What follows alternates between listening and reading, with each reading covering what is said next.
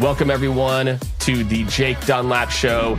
This is your weekly dose of real success stories from entrepreneurs, athletes, celebrities, CEOs, and the people that you love. If you've ever wondered what makes people tick, what are the weird things that happened to them in their past that help to shape the people that they've became, every Thursday at 8 a.m. Eastern, you can tune in and get exactly that. The behind the scenes, not the typical behind the scenes, but the real stories that shaped some of the people that you know, love, and follow. Welcome, everyone, to another episode of the Jake Dunlap Show. Looking forward to the conversation today. I have a feeling if you spend the next 30, 45 minutes with us, you are going to leave, I think, feeling pretty good about yourself or feeling pretty positive about life and the world around you. Because today's guest, I mean, this gentleman has, seen and done a million things. If you look at his resume, I mean, this guy's doing modeling. He's, starting companies, professional basketball player. This guy's done a ton of different things in his life, from growing up in Philadelphia, going to Hargrave, becoming the #1 national ranking by USA Today team in prep basketball, being very successful in his college career, playing professionally, and then really following a variety of different passions that really all center around helping people be the best versions of themselves that they can be. And so everyone, please join me in welcoming Mr. Joel Green. Joel, thank you for joining me today. Jake, thanks for having me on, man. Really appreciate it. Yeah, it should be a good conversation. I think now more than ever, I was telling you, a little bit as we were jumping into it around, I've started to, kind of read myself more around this topic. And there's a lot of people, especially mental health and all these things that are happening. So I'm really excited to get your take on it. We'll talk about the book Filtering that published and went out this year. So we'll get into that. But, what I want to do first is, look, you came out of high school. I like to go back and talk about lessons that we learned, right? And so you come out of high school, well-known player, things are going well. You go to prep, y'all are doing well. What are some of the lessons that basketball taught you? Then again, you go to D1 school, go back to JUCO, go D1. I have to imagine that for a lot of people, that would have been tough. And many people would have given up. They would have said, yeah, things were good. Back in the day, glory days, I was the man, right. As opposed to like persevere, get there, come back, persevere. So what are some memories you have and lessons that basketball taught you? And especially as you were kind of going through this, probably from in Philly, this is the guy, he's all city, and through this, kind of times in your college and going into your professional career. Man, I would say basketball obviously has taught me too many things. But in regards to different things that you just brought up, as far as me having to go from Division I into the junior college setting, back to Division I. And one thing that has taught me, and again, winning national championships along the way throughout that process, one major thing I learned was all that matters truly is what's right in front of me when it comes to my focus. And that's where it helped me to avoid having an identity crisis with all the places that I had to go to, because I may have had this role on this team, but over here I may have had that role, and all of a sudden I have this role again.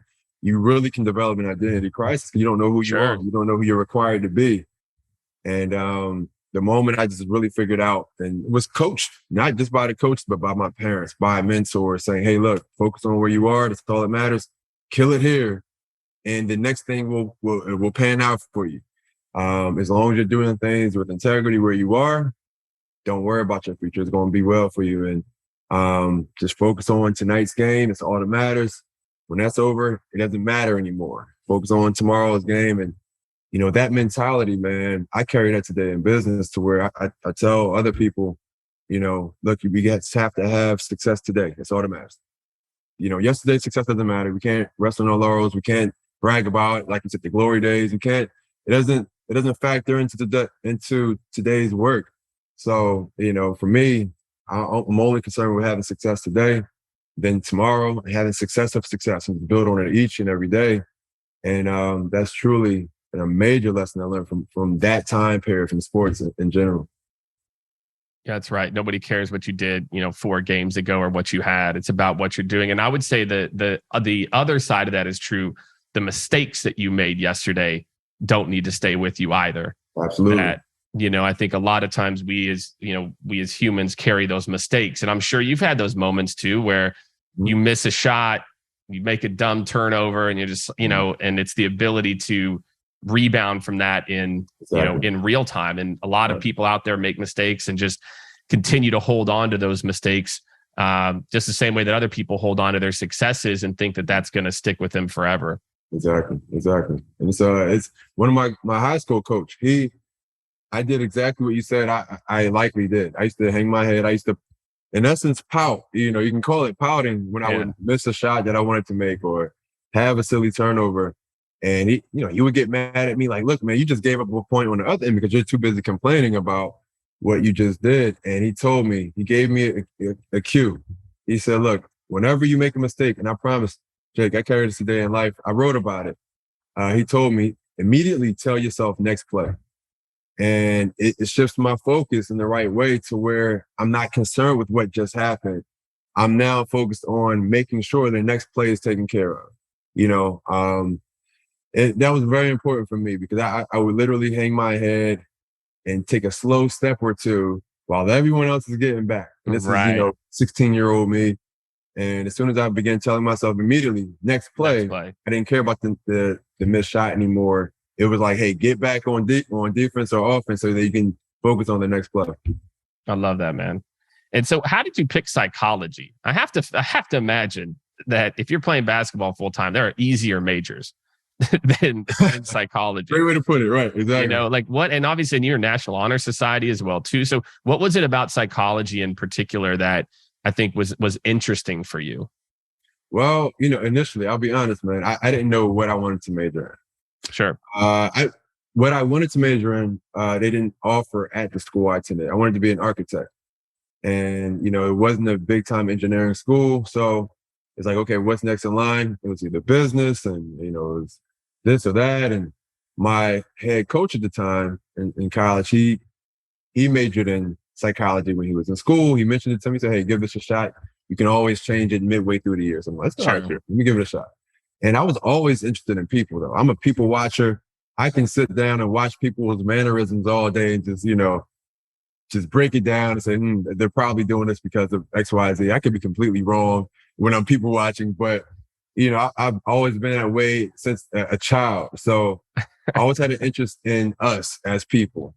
And so I said, I'm gonna give psychology a shot, and it got me right away. As soon as I started to study it, I had my intro courses. I'm like, man, this is good. I began learning about myself. Yeah, and that was the best part about it. It was so applicable, to everyday life. I feel like no other major, I'm sure there are, but I feel like no other major can have an immediate impact like psychology did for me, because I was able to learn something today and apply it that night. Just by saying, okay, I'm going to see how, if I'm studying the reactions of a counterpart, I can literally step out of class and test that out. So I was so interested in that side of things, of how applicable it was to everyday life.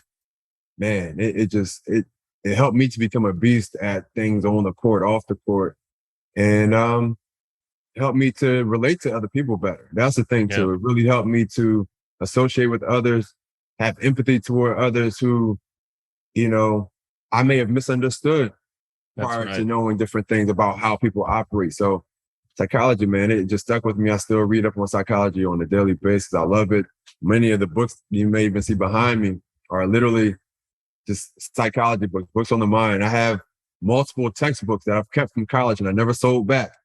So I give young me some credit for not trying to get $75 from the book and holding on to my textbooks. But psychology, man, I love it. I absolutely love it. That's cool. Yeah, that's interesting. Yeah, for me, I got into sales, kind of right out of college, and I was lucky. I had a person, he's maybe 7 or 8 years older than me, and started turning me on to different books. And when you get to the heart and essence of sales, there's a ton of psychology and sociology, and it got me very interested in these kind of ways that people behave and predictable patterns and other things that you see. So I can relate for sure. And I think in any industry that you're in, doesn't matter what you do, having a fundamental understanding of some of the basic reasons people do what they do is pretty it's pretty eye-opening too, just to see like how predictable or how quasi-predictable. That's the thing. Right. Exactly. I mean, and again, you mentioned sales, man. That's one thing I've talked to a lot of people about, that the psychology of sales, and it's the whole predictability behind, it all. It's like you can literally kind of be here knowing that they're going to meet you there. It's just, I'm biased towards psychology, but I've always said I feel like it can relate to every walk of life. I mean, I agree. Yeah. And again, and I think the more that you learn, the more that you understand, again, just like you said, I think it allows you to have that compassion in situations versus accusation or versus, absolutely. Yeah. Why is that person doing that to me? A lot of people get in. I mean, it happens to me sometimes, like, oh, this person, it's like, no, like just have compassion for the situation they're in, no matter what it is. So we could do a whole episode on that. So then you start playing professional ball, right? So then afterwards, you get a chance to go, to a few different spots. I know you landed with the Clippers not the Clippers, the 76ers, for a little preseason as well. Was there a time, and you started doing your own things on the side too? You'd started your own, pro training and started to work in, Nike camps and things like that. I'm curious, is there a point where you either just say, like, I guess I need to like do something else. Was there a point where this is a game that you played for, 20 plus years probably of your life? What was that decision like to say, hey, I'm going to focus on my own business and my own? Because I mean, pretty much you've been an entrepreneur your entire, career post college. But what was that decision making like to kind of focus on the different ventures that you had full time? Well, I mean, I never got to a point to where I said I needed to do something else from basketball. I wanted to do something else. And I tried doing both at the same time. That was overwhelming. I had downtime. I've got you down as doing like 5 different things. Let's see. Glamour Runway, Source Institute, Silver Models, Pro Level, Nike Sports Camp. Exactly.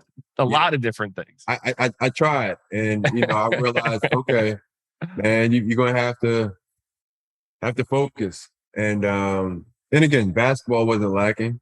I would do a lot of these things during the off season, just downtime, especially playing in Europe. You have so much downtime. Your family's not over there. Your friends are just pretty much your teammates, but you see them all day in practice, so you're tired of them. You really want to even hang out after practice all the time. So I had a lot of downtime, and I got my business license when I was in Europe, and it was a lot of creativity time for me. And so I said, okay, one of these things is going to work. I know one of these things is going to work out because I'll really put a ton of creativity and effort and faith behind everything I did. And I said, okay, let me come back and see if this pro level training thing can work, man. And I just built it up as much as I possibly could. Made, and this is when I'm talking to my business folks all the time. I leveraged every connection I could, man, and just help to build the company, not just by my strength. And that was what helped us so much, was because I got my phone and I said, who can help me? And we literally just rinsed and repeated what I did where I was in Philly and New Jersey, and we just did it elsewhere. And we did it elsewhere again. And I'm like, oh, this is taking off. We had the connection with Nike that, helped propel us. I mean, I tell people all the time, I mean, that was propulsion right there. That helped, rocket us all around the country, and into Canada as well. And they saw the vision that I had for us together as partners. And again, just a whole rinse and repeat process. Hey, look, I can help Nike get here. Pro level training can help Nike get here and here. We began to have all these pro level training Nike events everywhere. It just, with all the things that I did, I said, you know what, let me hone in and focus on this. And because I feel like this is that bread and butter. It's all me too, as far as I'm such an athlete, right? I love everything sport. I love that's track and field. If it wasn't for basketball, I would be, track and field is my sport. So I just love athletics. So I told myself just to focus on pro level training is the company that I started. And thank God it's working out. And we're 11 years in. How did you know that was going to be the thing? Like, was there a moment that you remember? I think I talked to a lot of people in different ventures, right? And sometimes again, you had tasted and tried a lot of different things, so you got a chance to kind of hone in on pro level being, kind of the area of focus. What was the moment? Because we're talking, like you said, 10 plus years ago. Like, was there a moment or some of like the lessons that you learned early on to where you learned these lessons and then you kind of realize, okay, this is going to be my thing, for the foreseeable future? Yeah, I learned what not to do. I learned what not to focus on. That's what we all learn. The first, like, if you own a business, the first 3 to 4 years, like, I don't know, stuff. Right. You're just following, fun ideas, early on. And it's like, okay, now I'm getting older. You got to make sure this fun can turn into something financially for you at some point. And that's what it was for me. I realized, again, Glamour Runway, that's a fashion network. It was a fashion social media network, just to connect photographers with models and models with event planners and all these things. It was Facebook, but for the fashion industry. It was working out very well. I was running it while I was in Europe. I had an intern back here. She was attending Temple at the time in Philadelphia. And it was, we were invited to Milan Fashion Week, New York Fashion Week. It was working out, but it wasn't me. I enjoyed fashion. I knew a little bit about the industry, but it wasn't me. Yeah. And I literally said, okay, I'm not going to do it anymore. Our members were disappointed. We had paying members on our network. It was like I said, Facebook for the fashion industry. This was in 2009. So this was, only 4 or 5 years after Facebook where you started. So it was very early. It's something to where I already know if I stuck with it and I built a team around it, it would have been very successful. We had 600 members within months. And within about 3 to 6 months, it was working out, but it wasn't me. And that was the main thing I realized, to where if anything's going to have longevity, it has to really flow from you without being forced from you. You know what I mean? I felt like Glamour Runway was forced from me multiple times. I didn't feel like doing it all the time.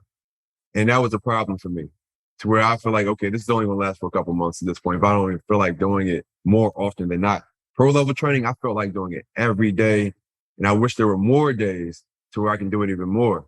And that was early on. I knew drawing up the whole idea for it, I'm like, okay, man, I never felt a level of excitement like I had with that. I'm like, oh man, I can bring in my buddies. I played with all these guys around the world. They can help me out. And that's exactly what ended up happening. I started the company. Thankfully, we got a major partnership and, with the #1 sports brand in the world. Yeah. And I brought in as many people as I knew to help them, and also so that they can help us. Yeah. Yeah. And I think for a lot of people, and I'm sure there were tough parts with, Absolutely. pro level too, were there moments again, like where, again, because, as you get into it, you've been running the business for a while, there's like new challenges that pop up. And so what were some of like the new challenges that popped up that were difficult, or at least like new challenges that you remember as you were starting to scale the business? Well, look, I skipped over quite a bit, man. I don't want to make it seem like everything was sunshine and sunny days. Of course not. I went through depression when I first stopped playing basketball. It was understandable. I was not used to sitting still, not going from different countries or different places and playing for different people. I had to stay in one place, and I felt like I'd be domesticated. It was like, what in the world is going on here? And so I went through anxiety for the first time. I'm like, I thought I was sick. I went to the doctor saying, hey, I have something's wrong with me. Something's going on. And I never forget, the doctor chuckled and he laughed once he, put me through some tests, and he said, it's anxiety, man. I'm like, no. There's something inside something's going on. He said, no. It's anxiety. And, he helped me, just gave me some suggestions, things to do. And I'm in my mind, I'm thinking, I'm this athlete, I can handle pressure. I can put me on a free throw line with no time on the clock. I've done that.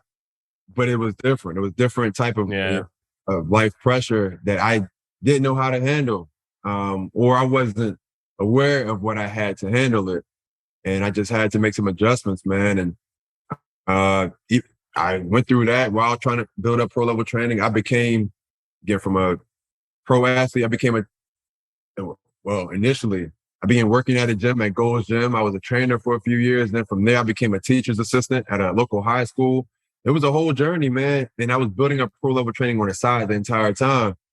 And I said, okay, I'm just going to continue to grind and work this thing and have this side thing, to become my primary area. And I was just, telling my sister yesterday how just a section of my book of how, I talk about my entrepreneurship journey and how I wrote about how I wanted to make my desired zone my required zone, because we have our required zone of having to report to our 9 to 5, but we have this desired zone of our dreams, our goals, our aspirations of what we really want to do. And that was my whole objective the entire time while being a teacher's assistant for 4 years, being a pro athlete to that. I'll be honest, it was humbling, Sure. Very humbling experience. I'm 6'8", man. I'm 6'8". So I'm walking around the high school and I'm looking down on everybody. And it was humbling, but I loved it because it was still an impact that I was able to have on the students, man. And even the faculty, I found out after the fact. I didn't know that I was helping them. Since then, they've invited me back to speak multiple times at the National Honor Society induction ceremonies and all these things. And, I'm glad I went through the journey that I did. Yeah.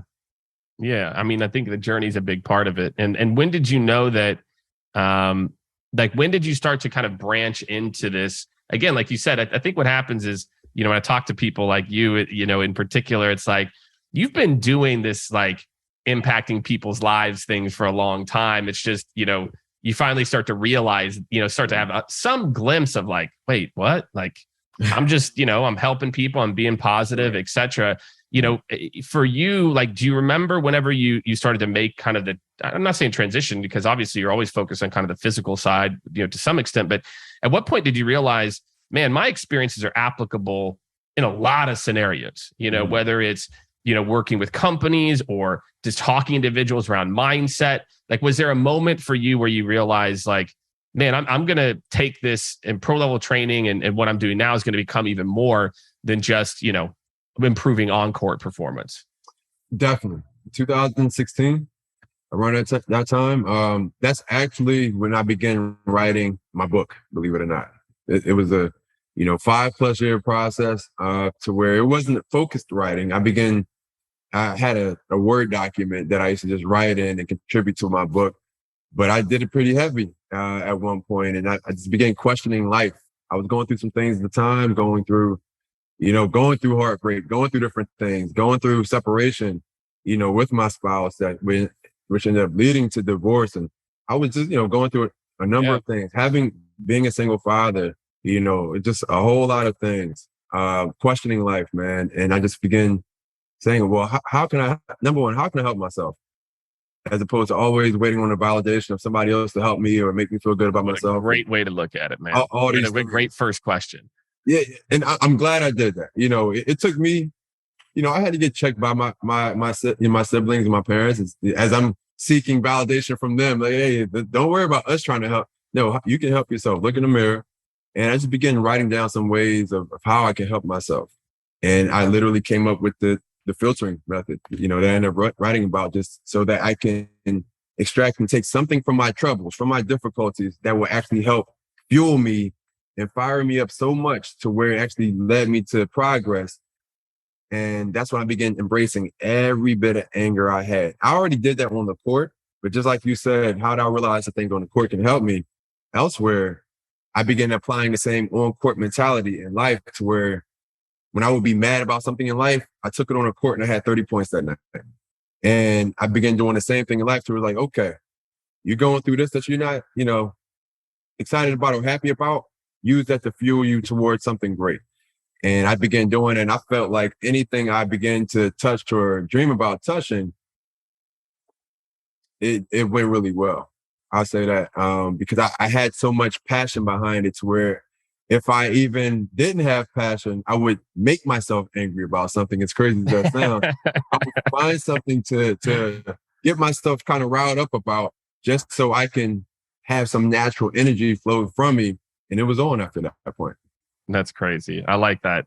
I'd make up something. And again, all the time. Look, I was telling myself I'm telling myself some stuff, man. It wouldn't even make sense half the time. But as long as I believed it, a slither of it fueled me.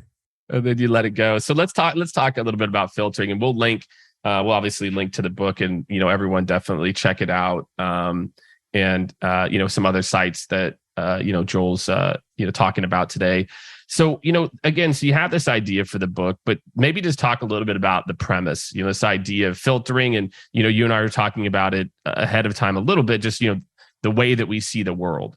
And I think for a lot of people, man, especially today, I feel like, but it's funny. I feel like no matter what year it is, you say, especially today, because life is full of the next thing and the next thing and the next thing, which is part of, I think, some of the concepts in filtering. So talk about some of the concepts, and, you kind of talked about the origin story of it, and, some things that, you feel are the most important messages, that people are going to pull away from the book. Well, I mean, again, filtering itself, just the overall act of filtering, we know it's an extraction process. Whether you're filtering water, you're trying to keep the bad out, take the good, and use that. That's exactly what I began doing for myself emotionally, for good and for bad situations. I don't want people to think that filtering is just used during down times, but yeah, I noticed that many times I've filtered throughout my life, great times. And I've won a national championship when I left Division I. I went into junior college, won a national title.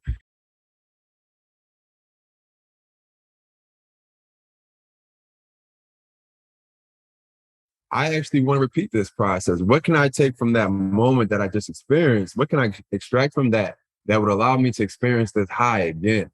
As opposed to just being so glad about it to where I'm not honing in on how to repeat this great feeling that I just had. So leaning into that, I transferred to another school, and believe it or not, I was able to win another national championship the very next year again. So winning one at one school, transferring and winning at another school, and that got me back to Division I. Like, that's what it's all about, is just whatever you've gone through. Again, 9 times out of 10, you may use it toward a difficulty. And I would suggest doing that because I've told multiple people to, save your optimism for the bad times. You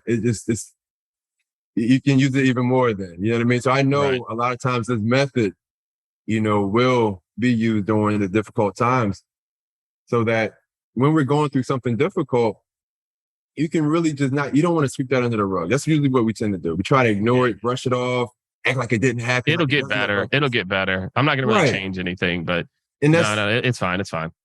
It's a way of ignoring it. It's a difficult thing, because instead of resolving it, we're going to end up revolving that issue. It's going to come back at some point in time.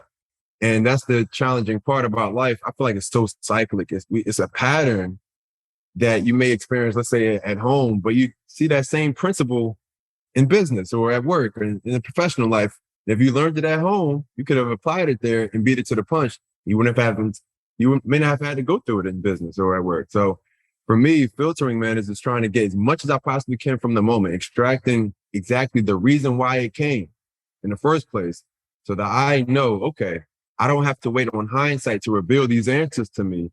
I can actually develop foresight to say, boom, here's what's about to happen for this other situation that I can tell is looming. So filtering, that the whole process, man, it's a great extraction tool to really just get everything you need from what you're going through. And that way you can truly go, honestly grow through what you're going through. And do you feel, I guess maybe the question is, how do you see people, or, again, like maybe if there's like 1 or 2 techniques or things, or what are some of the things that you think when people read the book, it's like, again, we all kind of walk through life with our own lens. And I think, a lot of times it is easier retrospectively, right? It is. I think for a lot of people to look back and say, okay, could have handled that better, should have done better here. Maybe I didn't do this, or maybe I did do this really well. How do you think about helping, in this process, helping people to stay in the moment and to have, either a better initial reaction or foresight to make sure certain situations don't happen or do happen again if they're good? So that's what an important thing is, similar to what I mentioned earlier, as far as the whole next play mentality, right? You have to catch yourself as fast as you possibly can. That's you have to make yourself aware to do that first. If you don't tell yourself, okay, next when things happen, I have to do X, Y, Z, then you may not do it. You have to make yourself aware of a protocol, something to do once things happen.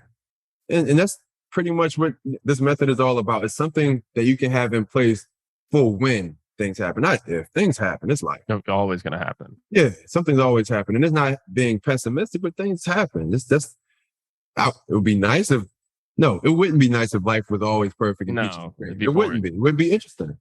And that's the part of the adventure of life, the fact that we have peaks as well as valleys and we figure out ways to get back to the peak. That's the fun part. So, for people, it's really just about catching yourself in the moment while you're in the moment, as opposed to being so emotionally attached to that moment, right, to where that emotions clouds the moment. And that's what, hurts us so many times, is that the moment is so clouded by our emotions to where we say, why is this happening to us? As opposed to, I wonder why this is happening. And it's the same question, but it's void of emotion. When you remove that emotion, you're able to see things clearly. You're able to see things from multiple vantage points. You're able to really lean into it and get something from it, as opposed to that thing just completely controlling you. And that's a difficult thing, because you start reacting as opposed to responding. And you'll probably go through that same situation again with a different face on it. That's interesting. Reacting as opposed to responding, right? I think if you ask most people, they would say, well, that's similar, but I think the context you're giving is very poignant, right? Where it's reacting is it's that knee jerk. And that's kind of that concept. You and I are talking about this too. I started rereading 7 Habits of Highly Effective People, and they talk about proactivity versus reactivity. Proactivity, thinking forward. How am I proactively going to manage this? And I think what you're talking about again is that ability to take it in, rephrase, respond, and it takes time too. At least what I feel is that a lot of people give up on change, and this type of change in particular can run very, very deep, because there's a lot of reason that things like this happen and why we develop these things over our lives. And you got to realize, catching yourself in the moment is not easy.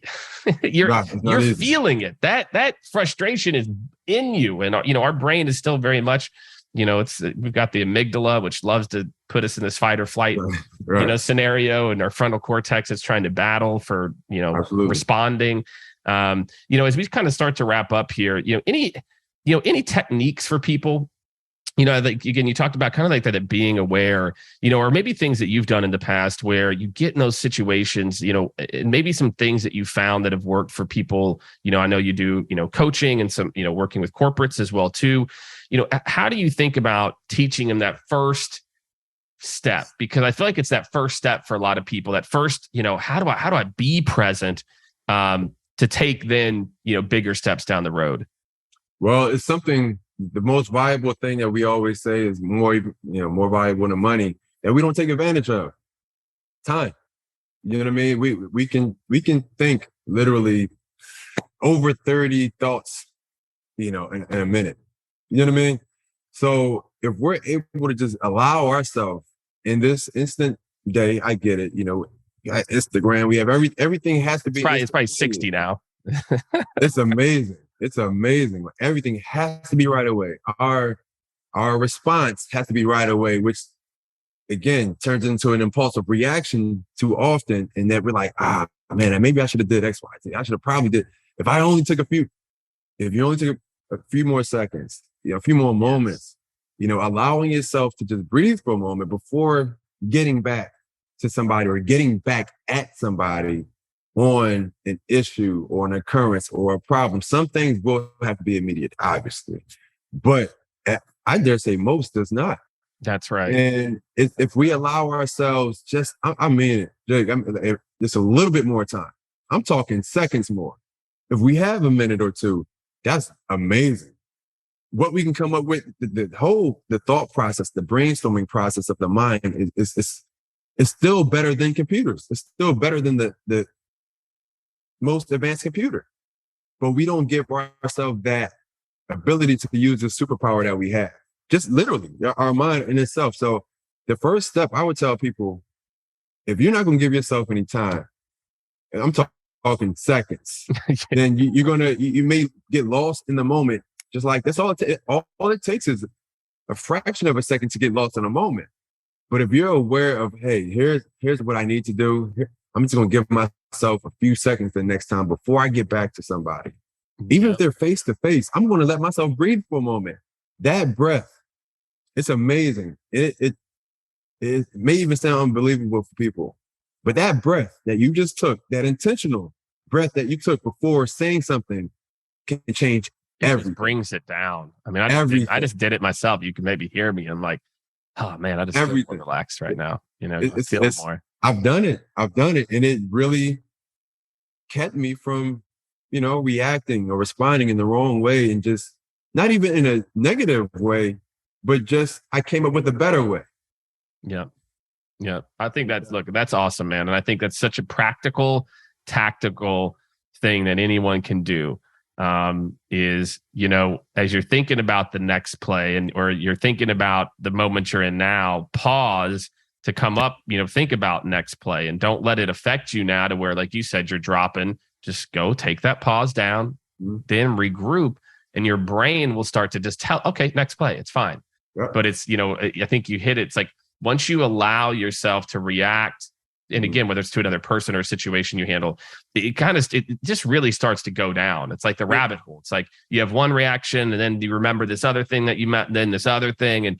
And I think what you're talking about is give yourself the time to, like you said, react so you can, respond appropriately, whether it's respond to yourself, and your own emotions, or responding to, people or things that are happening. So I love that, man. I'm definitely going to borrow that. Creatively. I will give you credit. Do not worry. Good. Even if it's only for the first time, I'll take the credit, man. I love it. Well, look, I've really enjoyed the conversation, man. I know my listeners are going to get a ton out of this. And man, just a really, like I said in the beginning, I hope everyone's going away, maybe feeling a little lighter. I feel a little lighter. I feel a little lighter. I feel a little like, okay, time. I like that. It's simple. It's easy. So I like that. I like simple and easy in a complex life and world that we live in. So thank you again, man. I really appreciate you joining me, Joel. Thank you. Awesome. All right. Thank you, everyone, for tuning in, and we will see you next week on the Jake Dunlap Show. All right, man. That is it, sir. That was fun, man. I enjoyed it. Absolutely. Likewise, man. I appreciate you sticking with me, man, with the early. It's all good. It's all good. I'm pretty good at timing things and knowing how to move through it. So I think we got actually pretty deep on a lot of things in, just 45 minutes. So I think this is going to come out great, man. And we'll link or have your PR people send us whatever they want us to drop in the links. We'll send out whatever you all want. But no, this is great, man. We'll put together a couple of clips for you all to share on social media. It'll probably air in maybe like 4 or 5 weeks or so, but we'll let your team know all of that. And then, you guys can share it as well. But I really enjoyed it, man. I'm serious. Like the time thing, I think, is actually a really simple and easy one for anybody who is thinking about these things or gets, triggered really easily to really just to action on. And that's the type of advice I love, is something that someone could literally listen to this and then go and, take a different action next time. So I really got a lot out of it, man. So I appreciate that, man. I talk about triggers often. I actually have a trigger chart in the book to where it's like know your trigger, so that when they come, you're already aware that that's a trigger. Like, so that's right. I'm big on that, man, and just not being controlled by external things. That's why I say reacting all the time. I'm not a fan of always reacting, because I'm allowing I'm acting in accordance with somebody else is doing, which means they're controlling me. That's right. Response. So I'm always just trying to catch myself, man. We all are. And that's a never ending battle. Seriously. Cool. I definitely appreciate it, Jake. Yeah, I definitely did. I enjoyed it, man. Like I said, we'll let the team know once this thing's going to drop and get you guys the promo stuff. Perfect. All right. Have a good one, man. Awesome. You too. Talk to you. Yeah. Thank you, everyone, again, for listening to another episode. If you are listening all the way to the end, I hope you have left a review. I hope that you make sure that you're following or subscribing on your favorite podcast listening apparatus. We'll be back next Thursday. And again, make sure to check out the Monday episodes as well, too. A lot of people are really enjoying these kind of mini episode Mondays. So make sure to tune in, subscribe, and leave a review.